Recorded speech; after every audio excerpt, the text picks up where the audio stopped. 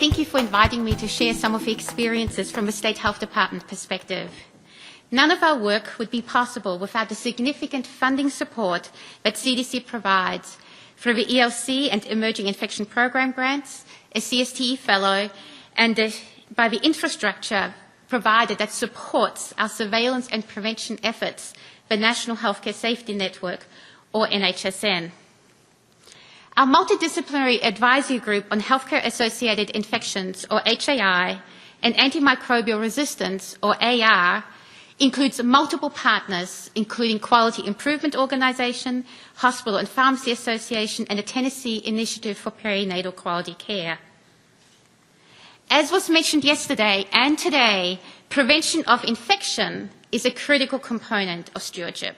Every infection, including HAIs, represents one less episode of antibiotic use and one less opportunity for the development of resistance, and one less exposure to potentially resistant infection.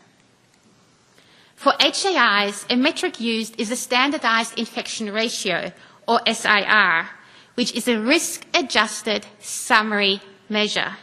It is the observed number of healthcare-associated infections divided by the predicted or expected number of HAIs. Now, it's not politically correct to say expected number of healthcare-associated infections, so we say predicted. An SIR of 1.5 means infections are 50% higher than predicted. 0.4 is 60% lower than predicted. Now, this graph shows our experience of central line-associated bloodstream infections, or CLABSI, in adult and pediatric ICUs in Tennessee. The red line indicates an SIR of 1. The green line, the HHS goal of 0.5. Now, many of our hospitals started to participate in 2008 in a collaborative to prevent CLABSIs. Despite this, our statewide SIR stubbornly remained above 1, hovering around 1.2, because several of our large facilities had not made progress, versus many of our smaller ones did. It was only after we sent the first report to hospitals showing hospital-specific names that we have seen a dramatic reduction in the SIR, and we are now below the HHS goal of 0.5. This figure shows the progress of one of our large hospitals over time. Red is bad and green is good. They went from a high of an SIR of 1.9 down to an SIR of 0.3 or 0.4, 60% less than predicted. So from 90% above to 60% lower than predicted.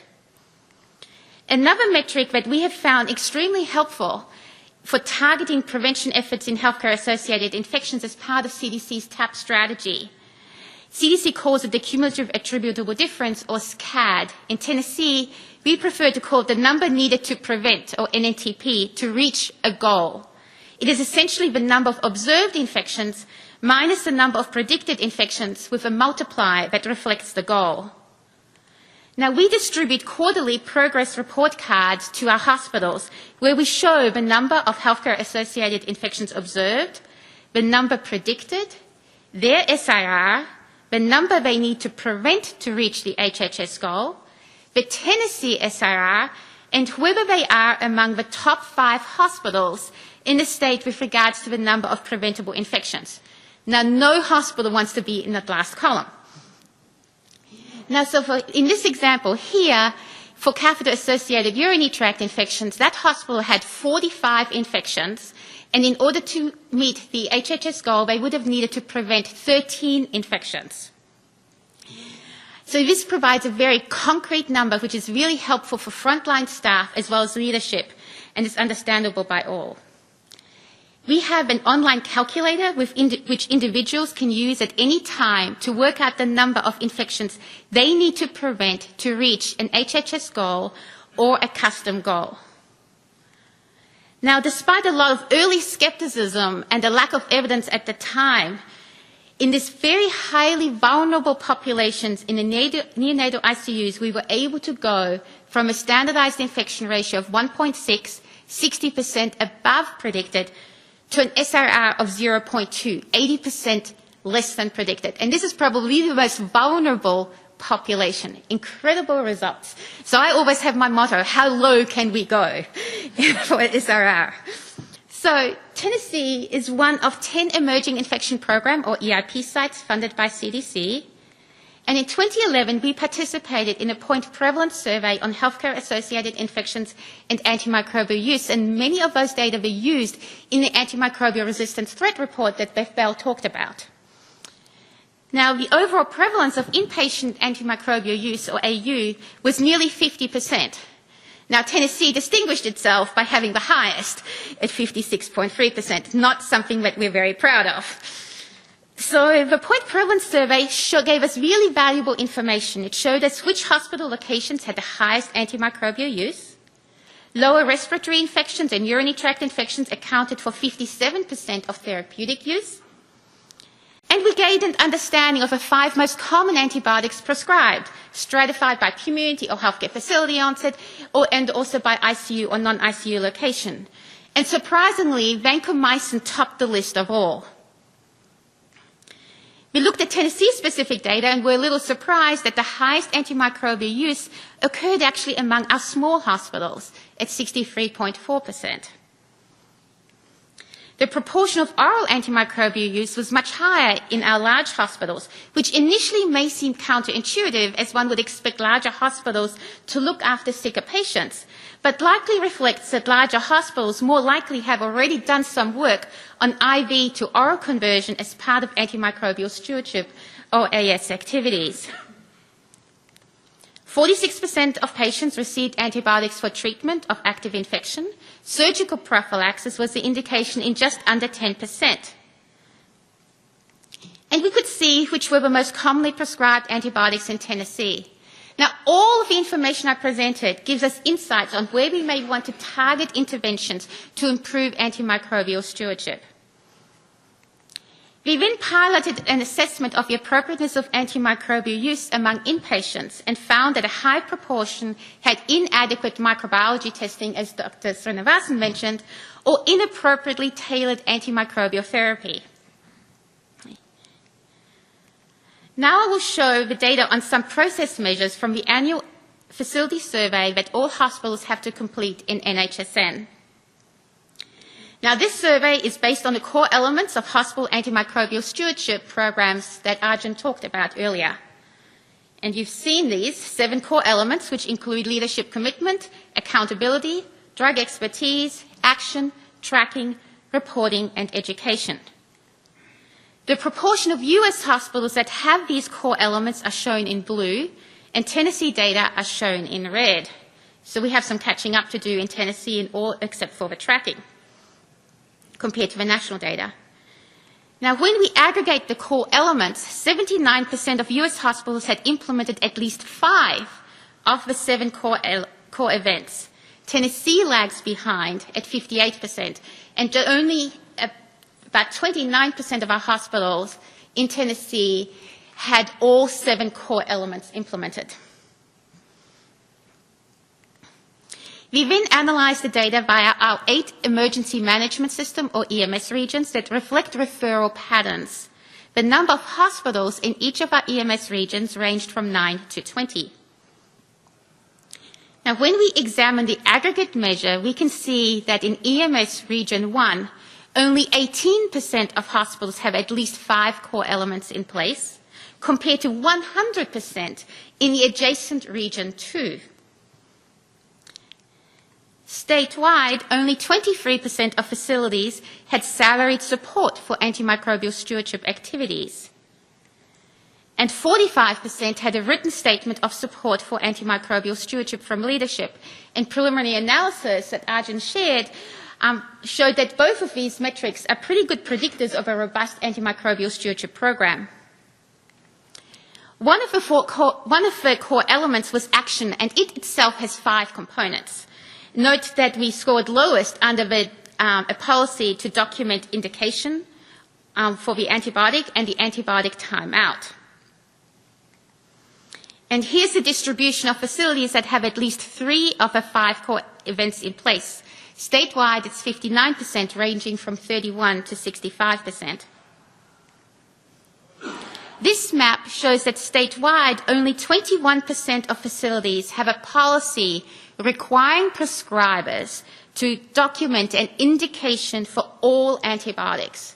Note the marked geographic variation ranging from 5% to 100%. Now, if the indication is not documented, it will be really hard for an antimicrobial stewardship program to gain an understanding of the reasons why antibiotics are prescribed, let alone whether they were prescribed appropriately. In human health, we strongly recommend a review or timeout at 48 to 72 hours to review the appropriateness of antibiotics. At that time, we can see whether there has been a clinical response. The results of cultures should be in at the time, and it's a good time to see if de-escalation is possible. Now, de-escalation is one of our 6 Ds. Right diagnosis, right drug, right dose, right duration, and the 6th one being drainage or debridement for local source control of the infection. Now, overall, in Tennessee, only 22% of hospitals had a formal procedure for all clinicians to review the appropriateness of antibiotics. Now, we used the findings of this survey and saw whether there were major opportunities for improvement to help inform recommendations on antimicrobial stewardship that were adopted by the Tennessee Hospital Association, or THA, Board of Directors 2 weeks ago. THA is in the process of coming up with a communication and dissemination strategy to its member hospitals that include all but 2 of our healthcare systems in Tennessee. And they include asking hospitals to demonstrate leadership support for AS through a written statement of support and provision of dedicated pharmacy and clinician and IT time to accomplish this. Second is for hospitals to commit to reporting to the NHSN AUR module. Third, to commit to a policy requiring documentation of indication. Fourth, a policy for antibiotic review at 48 to 72 hours. And fifth, to participate in an antimicrobial stewardship collaborative to encourage sharing of best practices and lessons learned. Now, you've heard me mention NHSN several times, and Arjun also mentioned it.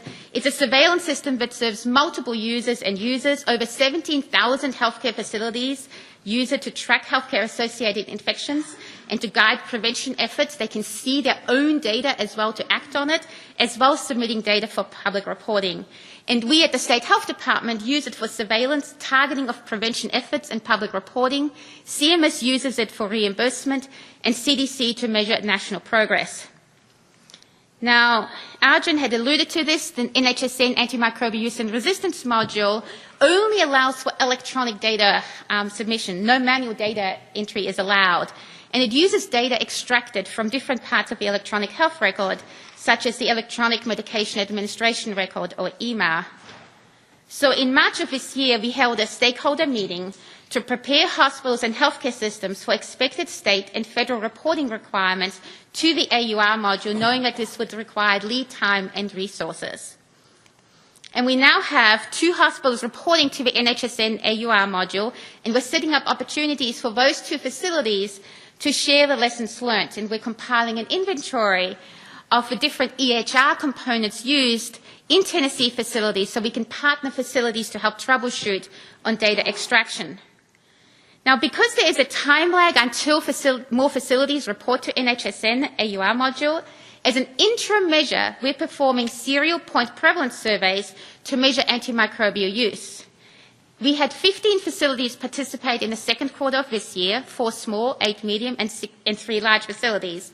And in terms of the investment of time for facilities to set this up, it took them initially 30 minutes to set up a report, and then takes them 5 minutes to run and 5 to 10 minutes to enter the data each quarter. So it's not very resource intensive, and we request the data at least once per quarter. We provide reports back on the overall results of a collaborative and how an individual facility compares. And here you can see that among these 15 hospitals, 48% of the patients were on any antibiotic, 13% were on a quinolone, nearly 10% on vancomycin, and 10% on third-generation cephalosporins. Here you can see how facility AV performed over time. They started off with a, and we have seen significant seasonality. So here we're comparing quarter 2 in 2014 to quarter 2 of 2015, and the number of patients on any antibiotics reduced from 41% to 27%, vancomycin from 11.6% to 8.9%. We share the data graphically. On the left, we see antibiotic use and the proportion of patients at the facility in solid blue bars over time, the quarter 2 being highlighted, and for comparison, the aggregate result of the collaborative in the dark line. The figure on the right shows quinolone use. We also show the distribution of quinolones over time on the left, and the right figure shows the proportion of patients on the quinolone on the x-axis and the percent of hospitals on the y-axis. And you can see the enormous variation, ranging from 4% to 36% of their patient population being on a quinolone on a given day. We are promoting educational training opportunities for pharmacists at the present time, and these cost about $750 each. I've been concentrating on the inpatient side, but as Laurie had mentioned, 80% of antimicrobial use occurs in outpatients. And in 2010, Tennessee had 1,159 prescriptions per 1,000 residents, twice that of Alaska and Hawaii, and I think we were about third highest in the country. Governor Haslam has declared November 16th to 22nd as Get Smart About Antibiotics Week. Our press releases get picked up and disseminated through membership newsletters, such as this one from the Tennessee Primary Care, and the brochures that CDC has developed, and especially that no antibiotic prescription pad is extraordinarily popular. On a national level, the professional organization that I belong to is the Council of State and Territory Epidemiologists, or CSTE. And last year, we passed a position statement on strengthening antimicrobial stewardship, including the role of state and local health departments. They included that state health departments incorporate stewardship activities into the HAI program, that CDC identified a standardized metric for measuring inpatient AU to facilitate risk-adjusted benchmarking, which is exactly what Arjun's been talking about, and that CDC evaluate existing measures for monitoring outpatient antibiotic practices. An appendix shows exact sample antimicrobial stewardship activities that the health department can engage in as resources allow, and I've highlighted in red the ones which I've touched upon here. At our meeting in June this year, CST partnered with the National Association of State and Public Health Veterinarians and passed a position statement on strengthening antimicrobial stewardship in veterinary medicine and animal agriculture. And we actually have the submitting author in the audience here, as well as some of the other co-authors. It recommends that CDC engage state HAI programs and public health veterinarians to collaborate with other agencies on state and national initiatives that build relationships and facilitate sharing of antimicrobial stewardship strategies between human and veterinary medicine and animal agriculture, exactly what we're doing here at this meeting. And it recommends that FDA and other stakeholders develop appropriate metrics for tackling antimicrobial use in animal agriculture and companion animal practice, and that we have increased funding for strengthening the monitoring of antimicrobial resistance, including state antimicrobial resistance surveillance activities, as well as surveillance of resistant bacteria in food, and that there should be a publicly accessible electronic library where stewardship models, projects, and educational tools can easily be shared across jurisdictions. There is an appendix that lists a number of strategies that state health departments consider implementing as resources allow. Many of these are consistent with what has been discussed here at this meeting. So don't be surprised if your state health department reach out to you to continue the dialogue and explore opportunities for collaboration and sharing of lessons learned.